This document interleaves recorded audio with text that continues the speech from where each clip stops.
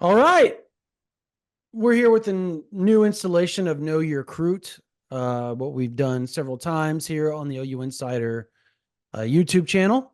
My name is Brandon Drum. I'm here with newly transferred or transferring in quarterback Yeah, Casey Thompson, former. You still hold all the records in OK Preps, right? Like all the passing records, correct? all of the touchdowns and yards in a Yeah. career and a game. Yeah, There's an 11-year-old in here that says he's going to beat you. So, I hope uh, so. I hope someone can. Yeah, but yards in a career and That's unbelievable, touchdowns. dude. That's unbelievable. And Yeah, and and and people don't realize you did most of your damage versus Jinx and Union and Owasso and all those yeah. schools. Like it wasn't like, Westmore. yeah, you didn't do it against you didn't do it in 4A. Like it was Oh, literally you did it most of your damage. You had 1 year in 4A, but you at did almost Newcastle. all your Yeah, yeah. 2000. Yeah, freshman to junior year at sophomore, Hmm. and then finished at Newcastle senior year. But yeah, 12.89 thousand yards, I think, total all purpose, and then 154 touchdowns. Just one shot, 155.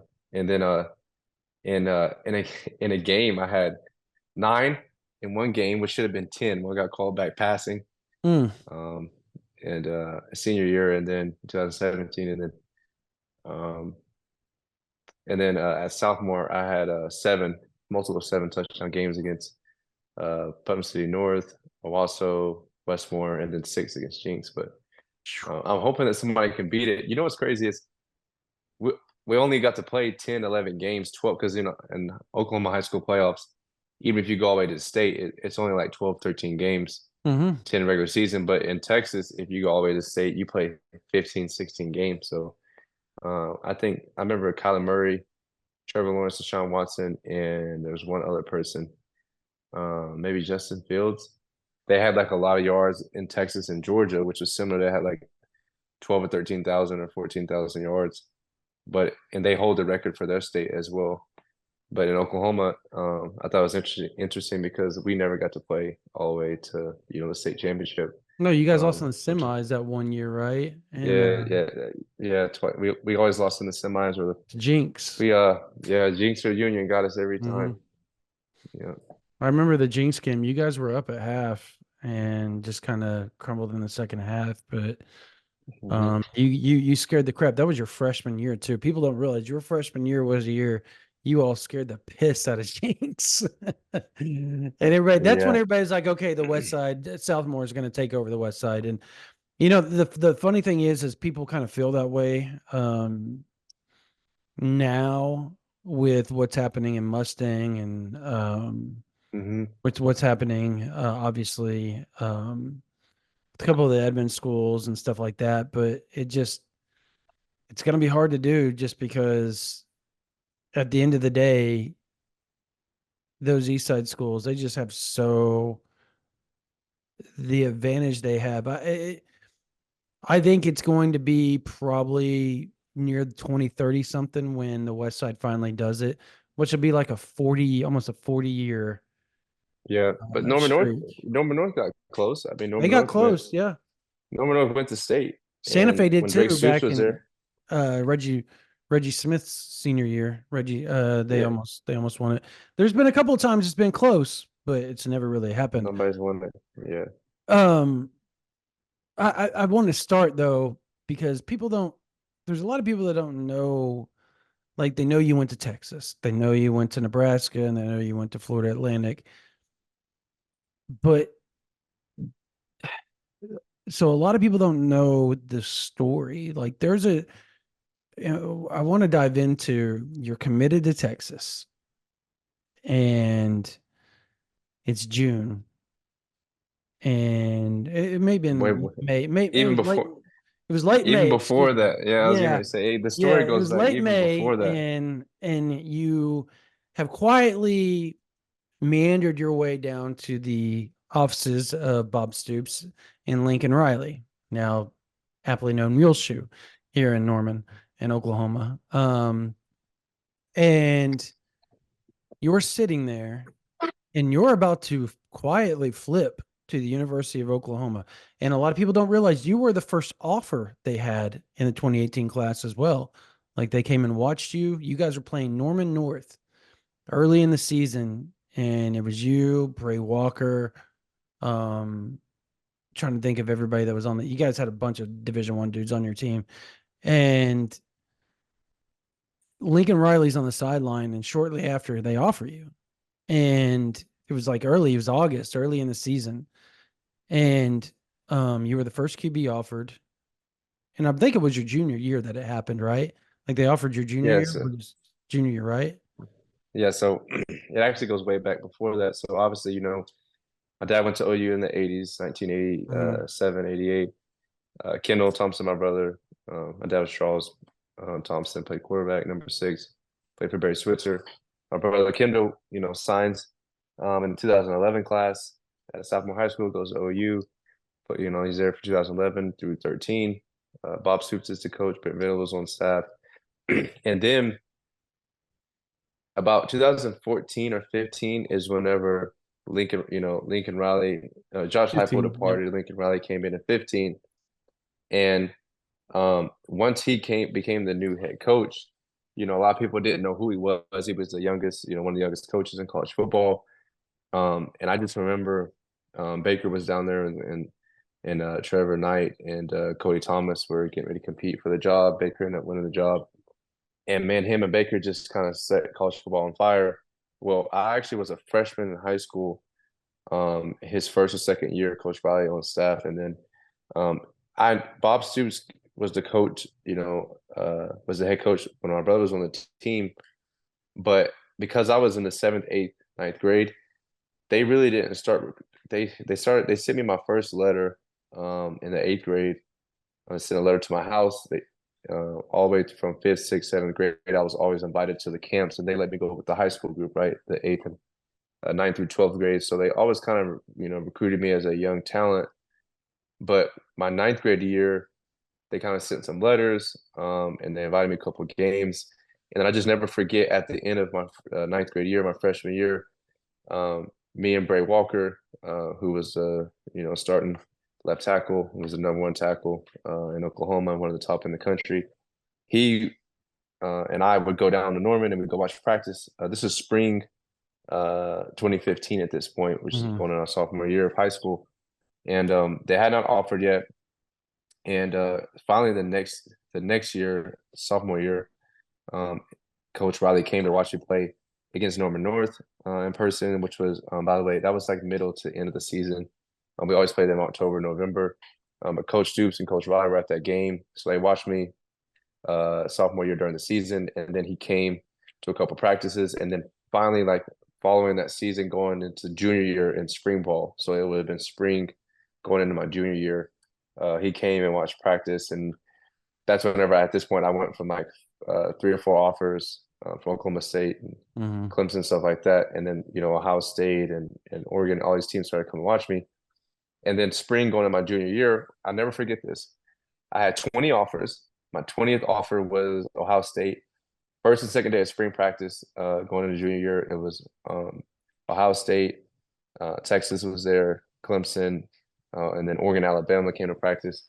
But um, Ohio State offered at that time. Oklahoma State had already offered, and then North Carolina. So they all were there watching practice with Coach Riley, like the first, second day of spring ball. And then Ohio State offered me, and shortly, like this was like right after practice, and like later that night, Coach Riley reached out to the staff. OU staff reached out to my high school coach Jeff Brittman at the time, and said, tell Casey to call because of the rules or whatever, or just tell Casey that we're gonna give him an offer. So this Mm-hmm. happened like right after Ohio State offered him. They were all at the same practice. So at this time, Clemson and Ohio State were already recruiting me, had offered me, and then it was actually because going into my junior year, a lot of teams were like, "Why is OU? You had whatever 20 offers at the time, ended up having Mm-hmm. quite a lot, but they were like, why is they're not waiting to pull the trigger?" And what I found out is that he was going down like going through his process of national recruiting and a local recruiting, and he had me at like the top of his board local, but then his national prospects were guys like Trevor Lawrence, Matt Corral, Cam Rising, and there was one other. And so he kind of was recruiting us all at the same time. But I think once Trevor Lawrence and like Matt Corral committed to other places, USC, Trevor Lawrence ended up looking to Georgia, Clemson. And then I think that's when Coach Riley kind of, figured we'll go ahead and offer him. So it wasn't like the first offer of the 2018 class, but it was No, one of the first yeah. ones. I was the first one, obviously, in state, and then going into my junior year. But what happened is that so they actually Cam Rising committed summer of like 2000 and uh He committed in 15, April. He committed in April of no, 20. summer of 2016. And then during that whole 2016 year, like I wasn't getting recruited by OU like heavily the whole time. They just invited Mhm. me to some games, and they kept in touch because we know the staff. So I would go to games and stuff during the 2016 fall season.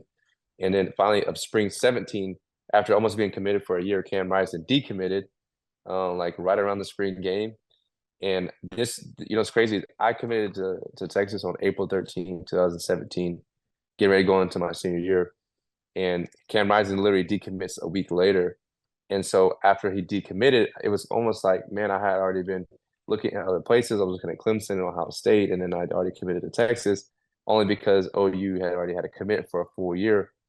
And then finally going into my senior year, like you said, they're obviously looking for a quarterback. And so from like middle of April to early May to about end of May, they kind of were looking.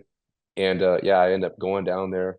I never forget this. It was on a Sunday morning, and it was right before church. Mhm. It was like 10, 11 a.m., and I was going to the 1 o'clock church service. And I went down there and I met with, this was when they still were in the portables. There's the facility was still being built. So we went into the portable meeting room, and it was Bob Suits and Coach Riley. And I never forget, I just sat there and I was listening to them and stuff. And they were talking about the quarterback room. It had Baker Mayfield, had Kyler Murray, had Chris Robinson, had Austin Kendall. And they were like, we want to take one in your class. And Baker will be gone. Kyler will still have eligibility 2 to 3 years left when you would get here. And then out of the young other guys, it was like Austin Kendall and Chris Robinson. Pretty much he was like one. You would think that you're not going to keep all those quarterbacks in the room. So we're looking to take one in the 18 class, one in the 19 class. And what ended up happening was I sat right there and asked, hey, I asked Coach Stoops how long he planned on being the coach, and I asked Coach Riley how long he planned on being coach there. And you could just kind of tell like Coach Stoops' contract was going to be up in 2019 or 20 or something like that in the next few years. And Coach Riley at the time was getting all these job offers. So Yeah, it was as Oregon, much Houston. Oregon, Houston, LSU, yes, it Yeah, was they had crazy. all So offered him. Yeah. yeah, and I just ended up saying like, um, being the quarterback coach and offensive coordinator, like of course I'm from here, I want to be here, but I need to basically build trust and have a relationship, and I want to make sure that you guys aren't going to go anywhere, like you two as coaches. And basically, is what happened was I really couldn't get like a for sure answer. You know how coaches sometimes don't want to make promises of, hey, we'll both be here, one of us will be here. So I ended up sticking with my commitment, and then as you know, the next couple of years went by, and Kyler comes and goes for 1 year, and then they take Jalen Hurts for 1 year, and then Spencer, and then Caleb, and then so it's been a long journey for sure. Trying to get back to Norman, but I've always had a mutual respect and love. Obviously, this is home, but my pops, played at OU. My brother went there as well. But kind of like we said, I want it to be a good fit, of course, from on and off the field. And I think that the staff they have here right now with Coach Ben Venables and just Latrell and those guys, just what they have building it, you can tell it's really special. And I like the way Coach BB does things. And he's a man of spirit, a man of faith, and he's led by the right things. And so I think that it's just a mutual fit and just a very positive relationship that we've always had as a family. And it's just good to finally be back here. So that's kind of how everything transpired and went down. But with college football these days and all the coaches coming and going, finally I realize this now. Like looking back, you just got to go somewhere where you feel like you want to be there. You just got to Mhm. go somewhere where you like the community, you like the team, you like what they can offer you, and the logo that you can wear on your chest, and kind of just represent the name on the front and represent the name on the back. But no, it's definitely a special feeling just being back here in Norman, Oklahoma, and being right down the street, right down the street, and kind of being at a place where my family all went to school and where my dad played ball at. So it's a very special moment for me for sure. Be, I know you and your dad. I've known you guys forever. Um, so I know you guys don't like live in regret or anything like that. No, of But course not. do you ever look back at that situation and the question you asked Lincoln Riley, and this is I'm quoting you and your dad here, from several years ago, obviously, and Yeah. you had said, Coach Riley, you've Are you got gonna be here? are you going to be here? Yeah. You got Houston and Oregon, and he goes, I can't No, make he that was. promise. Yeah, I no. can't make that promise to you. I think even LSU and Oregon had reached out, and it was Yeah, crazy because Coach Stoops is sitting right here, and Coach Riley's sitting right here, and they're both in the room with me, and I'm like, "Are like, what is the likelihood that both of you are going to be here?" Because Coach Stoops, but we've two known him weeks for. later, Riley's the head coach. That's the No, wild this part actually about happened. it. No, this happened.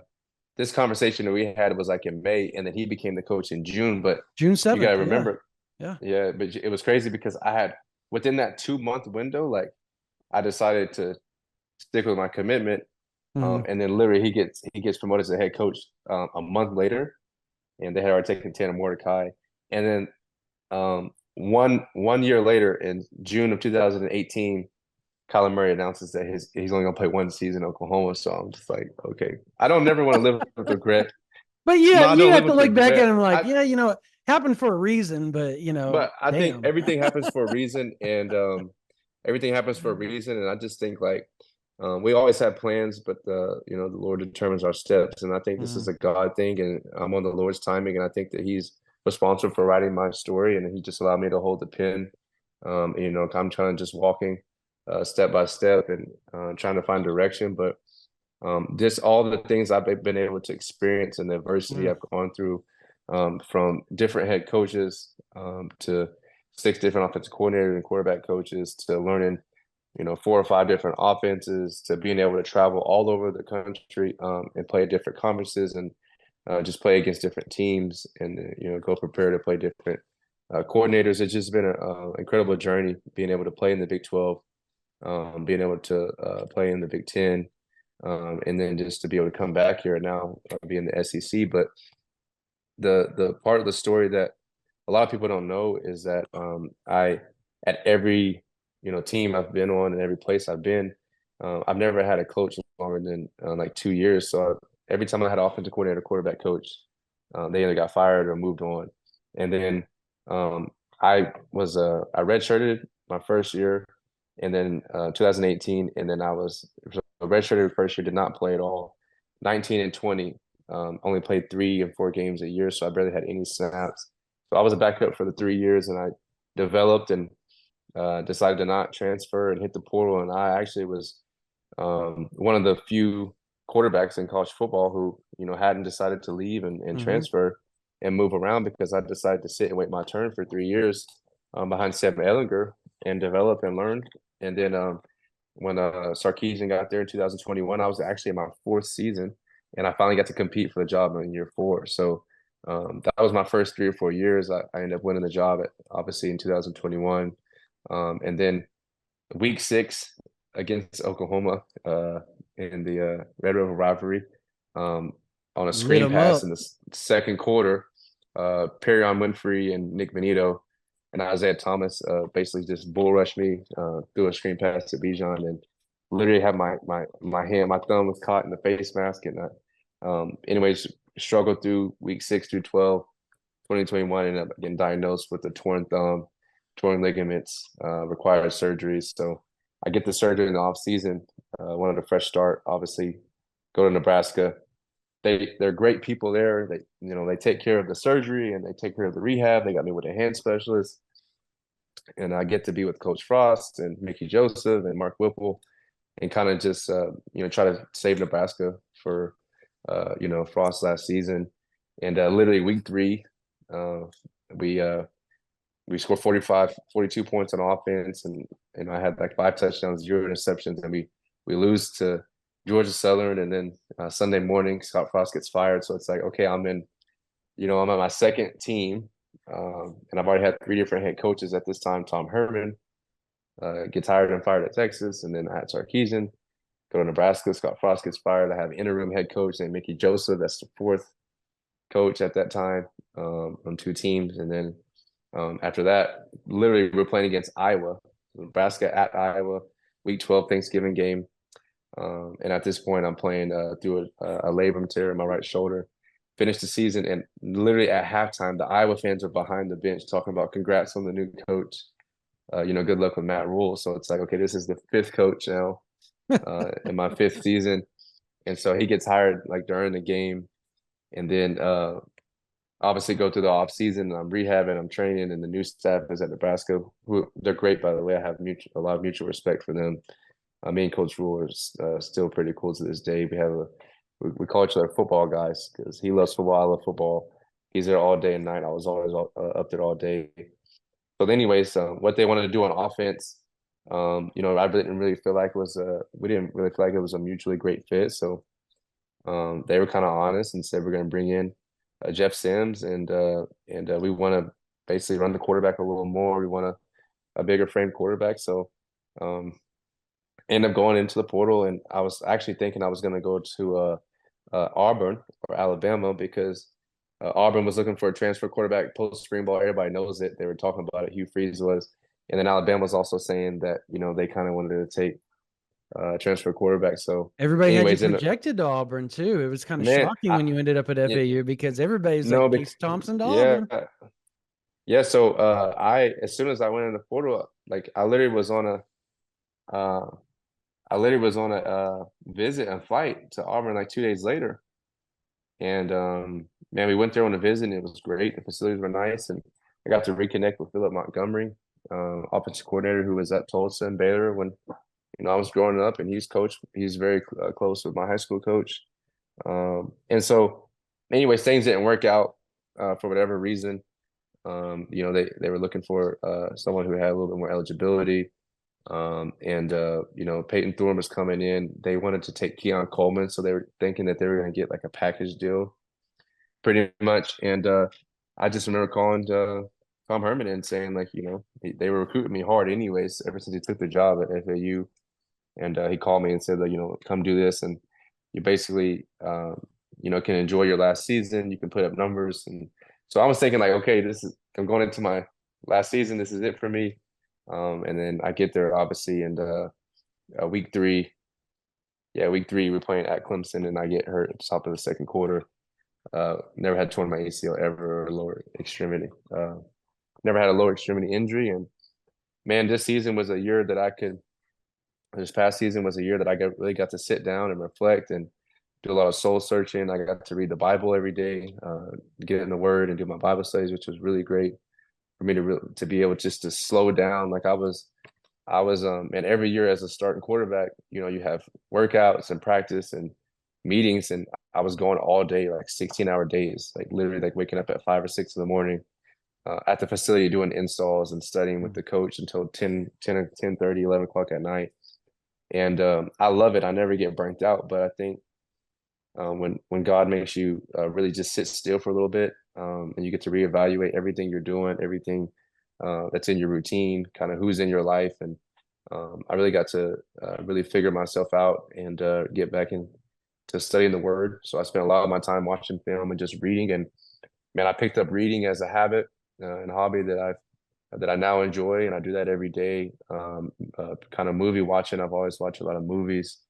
And then, throughout the season, man, I just got to really enjoy college football, just sitting back and watching every Saturday. Like I was watching like from morning to night. Like I was watching football games all day, every weekend, and just rehabbing, man. So this past season was a year that I got to rehab and read and really find myself and kind of reconnect with the things that I grew up on, which was, family and faith and just doing a lot of, positive things in my free time. Then the compliance is like, hey, you could use an extra year of eligibility if you apply for this waiver. And at first I told my dad, I was like, man, I don't know, another year I'd rather just go pro or rehab and train and go to a training facility. And, even if I had to go into coaching, I could go into coaching. I'm also wanting to be an entrepreneur and start up a training facility. I have 2 degrees. I have a master's from Nebraska, undergraduate degree from Texas. So I was like, man, I don't know. I'm I don't know if I'm gonna do that. And then I ended up applying for it. They gave it back. They got me the extra year back, and we thought it was in my best interest for me and my family and financially just use the extra year of college and to get back healthy and to try to get as much film as possible that I can get this coming season and be ready to play whenever my number is called. And then the goal is to, put myself in a position where when it is time to train for the NFL and do a pro day and all those things, I'll be able to, hopefully be healthy and put my best foot forward because according to the scouts, they're like, you've played a lot of ball and you've played in big time college games. You've already shown that you can play at a high level, but there are obviously going to be question marks about your health. So we just want to see Mm. you get back healthy. So I actually was advised by just the agents and the scouts to use the extra year. I even reached out and talked to some former coaches that I've had from every place that I've been, and they all said, hey, if it's a possibility, then you should definitely use that extra year and just work on yourself mentally, physically, spiritually, and try to set yourself up, for the next level. So that's definitely what I'm trying to do now. You so you've been through a lot of offenses, and your dad and I were Mhm. talking maybe a week or two ago, and he had said something like, "You have your own playbook now, like where you've kind of set yourself up to like your own offense and stuff like that, which you would like to Yeah, find when you become if you ever become a coach. Like that's like when something I become, yeah, when for you sure. become a coach. Yes. So um, you've been through some really really big time offensive minds. Obviously, Herman, Sark, Mike Yursich, Mike Mark Whipple, Yursich, yeah, Mark Scott Whipple. I Frost, mean, Beck. Like Tim it's Beck, Scott Frost. Yeah. yeah, like it's you've been through all five of the systems essentially, and kind of been able to compact everything. And I'm sure you've got the playbook by now, right, at Oklahoma. So you Yeah, you so I keep is it pretty everything digitally. simple? Is it pretty simple? Um, Like it for but you because you've been through yeah, so I was much. getting ready to say it still has its nuances. Like it still has your base installs, and then it has when you say it, when people say this system is simple, it is easy to understand and it's easy to pick up. But just going into the whiteboard and the film room and just seeing all of the different tempo packages and the formations and how we're able to do the run game. It's a really good mix Mm, of different things from inside zone, outside zone. The run game, obviously, with Coach Beatenbow is always been really good at OU. He's been there for 11 years. And so that's good. The run game is diverse enough to where you can run different things. But what I like about it is there's a lot of tempo built in. And as far as like the actual system and the mechanics of getting lined up and how guys, kind of know how to align on the field, it goes pretty quickly. And I just, what I like about this system here is just the RPO run game and the play action off of it. But Coach Luttrell, what Coach Luttrell, he knows every system that I've been in.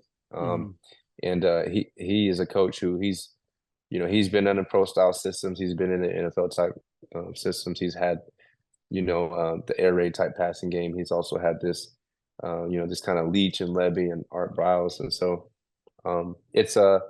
it's simpler than what like a NFL West Coast system, like a Shanahan or Sarkisian or Matt LaFleur would be. So it's a little bit simpler in that aspect where it's not as much of verbiage and there's not as much complex names, but it, from so far, what it looks like is you can still have every concept that you need from quick game, RPO, play action, drop back pass, and so I really like that. And it's very similar to what I ran in high school because my high school coach Jeff Brickman, he has always gone to Seth the Trails seminars in North Texas. Yeah. He picked up stuff from Levy. He picked up stuff from Riley, and then obviously, of course, with me being under Sarkisian and Scott Frost, he has run stuff as well. So I had a really good offensive coordinator in high school, and we kind of ran a mix of Baylor and Clemson and Auburn system, and so this is very similar. And so I'm very familiar with it, and I've learned it a little bit for sure. And then our brother Kendall was with Josh Heupel. Um, he was his offensive coordinator and quarterback coach the whole time with Joey Halsey, who are both at Tennessee now, and Levy was with Coach Heupel as well. So there's a lot of carryover in this system that I'm familiar with. I just got to get used to everything, and my goal is to master it. But it's simple in its way to learn, but like I said, it could be very diverse in how it's called and ran on the field. So I really like it. So before we go, just OU fans are going to want to know you played at Texas, so and a bit. I think sometimes that gets overshadowed in your the. I guess it gets overshadowed in the fact that you grew up around the OU program and that you grew up in an OU family. Hmm. You obviously grew up a big Oregon fan. I mean, I've known you long enough that I know I can tell you. I get he grew up a big Oregon fan. I mean, when this dude was like in sixth, seventh, eighth grade, all he would talk to me about was Oregon football constantly. Yeah, That's where he wanted to go. That's what he wanted to do. But his heart was always in Norman too. Like he showed up to all the games no matter what. And so, can you talk about and I guess express what it means to you to be back? You've been on the opposite side. You've been on the burnt orange side, but you also hmm grew up on the crimson side, and now you're getting to finish your career out on the crimson side. What does that mean to you as a player, as a person? I guess being able to talk to 11, 12, 13, 14 year old Casey, when yeah. you're back at it. Well, like you said, I mean, first and foremost, no matter where you're at in the country or in the world, everyone has or should have respect for Oklahoma football. OU is one of the most historic traditional programs in the country when it comes to football, and so you have to always respect that.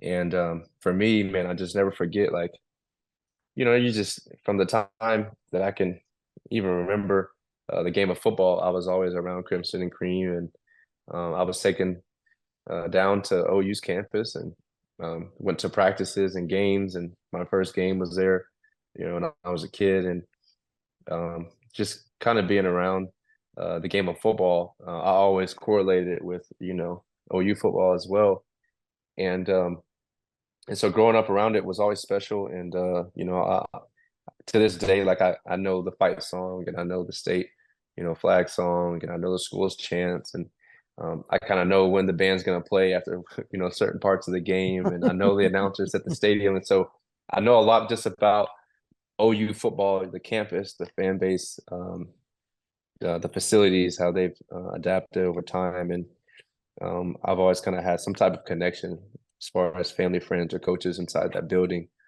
and even uh, you know having to prepare to play against Oklahoma. There's always just been a special moment for us as a family because we know, my dad played there and we're from here, so you have to have that respect. And so I've always had that respect for OU football.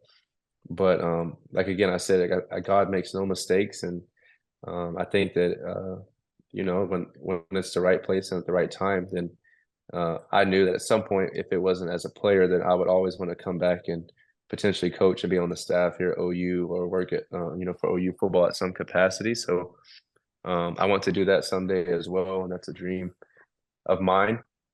And I've always said that I wanted to be around good people, and man, just hearing the way people talk about Brent Venables, is just similar to how they talk about OU legends like Bob Stoops and Barry Switzer. I've always wanted to be around a guy like Coach Venables, and um, what's crazy is when I was in high school, BV is the one that actually got my interest from Clemson going. he told Dabo Sweeney and he told Brandon Streeter and he told that staff about me because he knew the family and they watched my tape and every time I was going down to Clemson, South Carolina, I would see him and he was one of the main reasons. Obviously, he knew the area, so there's always been a mutual respect, like I said earlier, for Coach. But it is very special for me to be back because not only did God bless me with an additional year and another opportunity, but He allowed OU not once but multiple times to reach out and to offer me and want to bring me to Norman. And I think this time it made sense Hmm. on and off the field. Last time when BV actually took the job, he called me and they wanted to bring me and Dylan Gabriel in. Um, but obviously, we all know that was Levy and him kind of were a package deal. And at the time, I had only had one game, or sorry, one season as a starter in 2021. So I wanted to go get some more film, but I didn't know if this would ever be a possibility for me. But here we are, and I just think from a family perspective and for me, this kind of completes the full circle. Like I said, at some point in my lifetime, I wanted to be back here in Norman and just walk through those walls and be able to put on the crimson and cream and have some type of timeline of my football career here, whether it was as a player or as a coach. But we'll be able to look back and say there's three generations of Thompsons who were able to put on Oklahoma Sooners jersey, so that's special. Number one.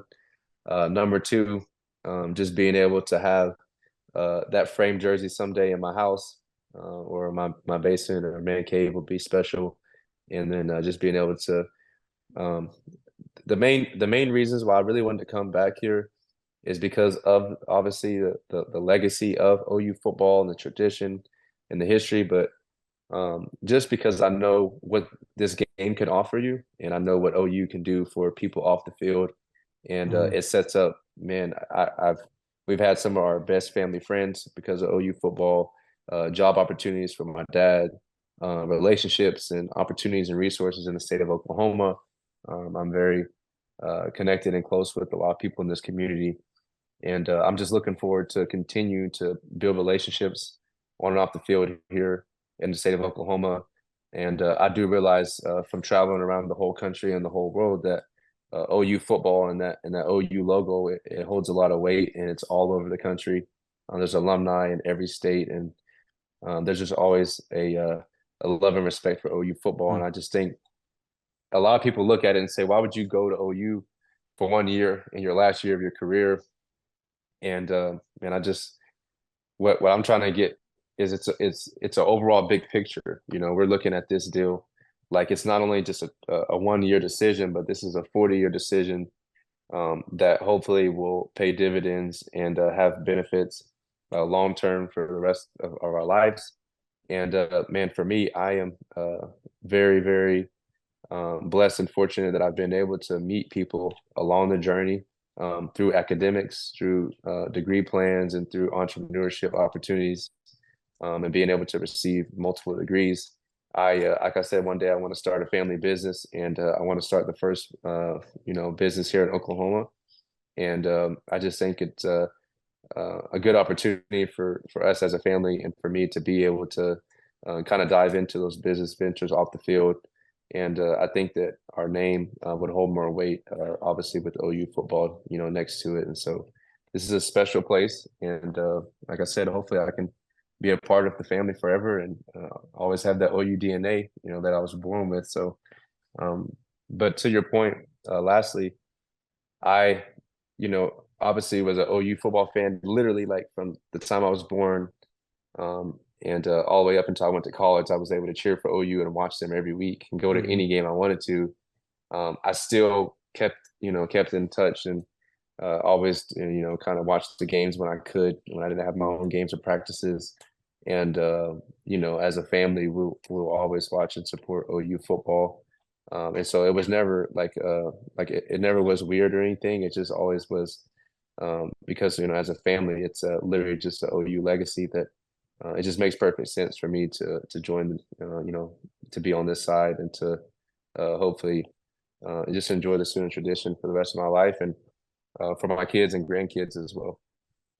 That's awesome, man. Like, and I think OU fans will enjoy that answer as well, just because it's, it kind of dampens the burnt orange part, and I think people Well, also, and I think people just need to understand that that's always going to be part of you, just because that's where well, you went to school.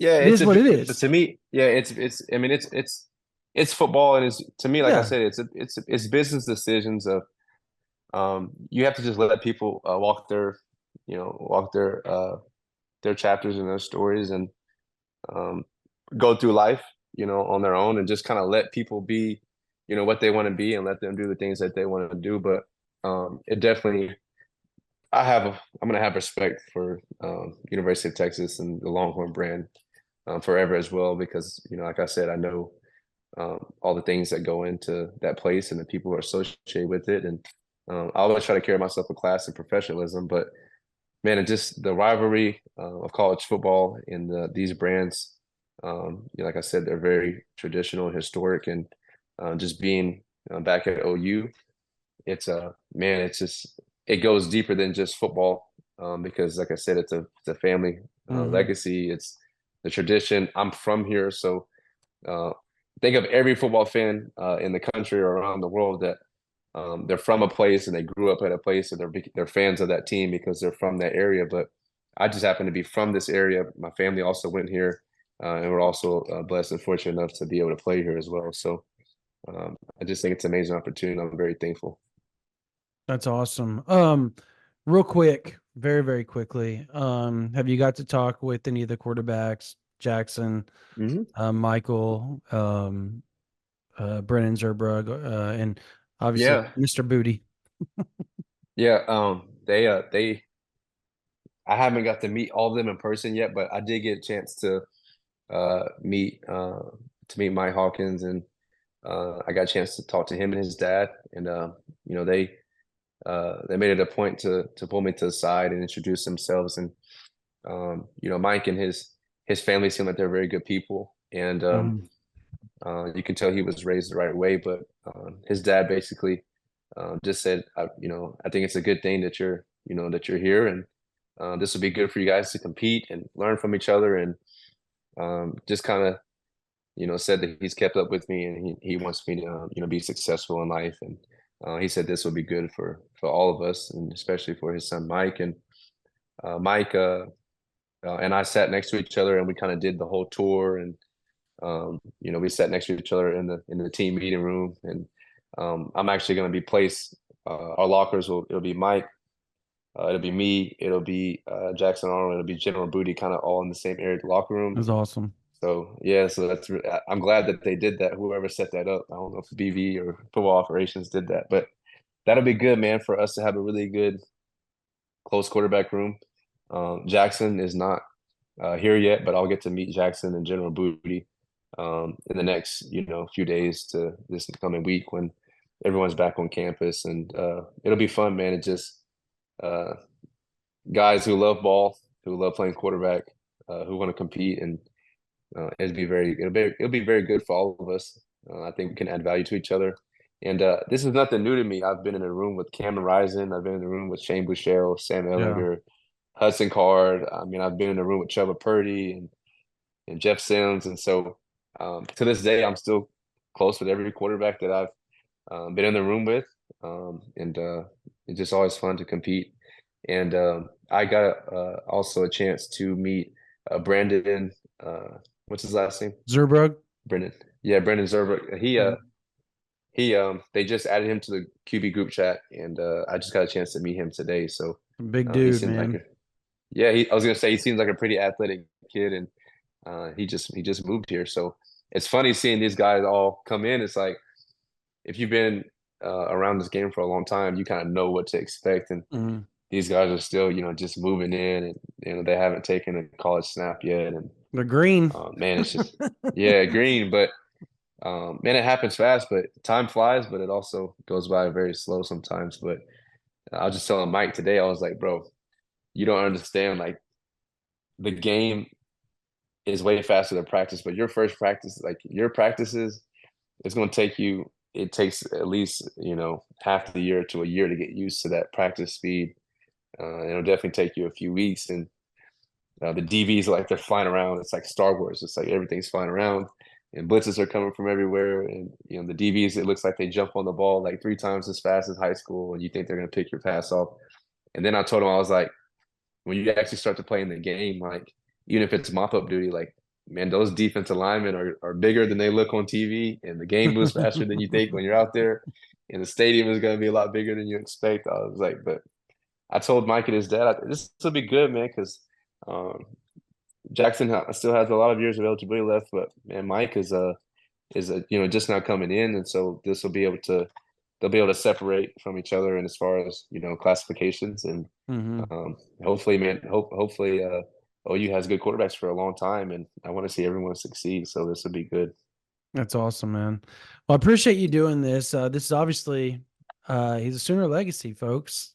Casey Thompson, third generation Oklahoma Sooner now. It's been a long Yes, time sir. coming, and it finally happened. It's close Yeah, 3 separate times. It was close to happening. Third time's a charm.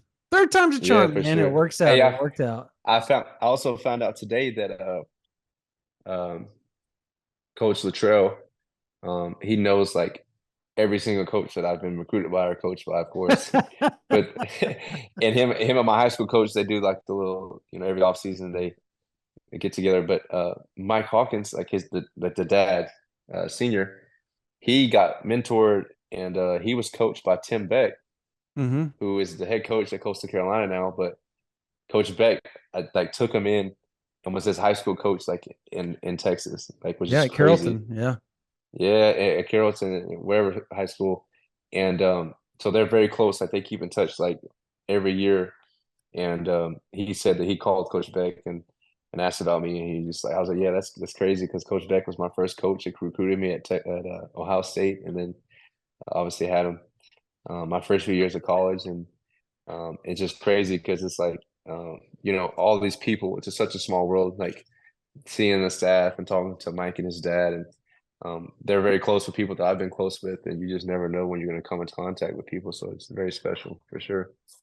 That's awesome, man. Well, I appreciate you doing this, man. This is Casey Thompson, Sooner legacy, now Oklahoma Sooner quarterback, and transferring in.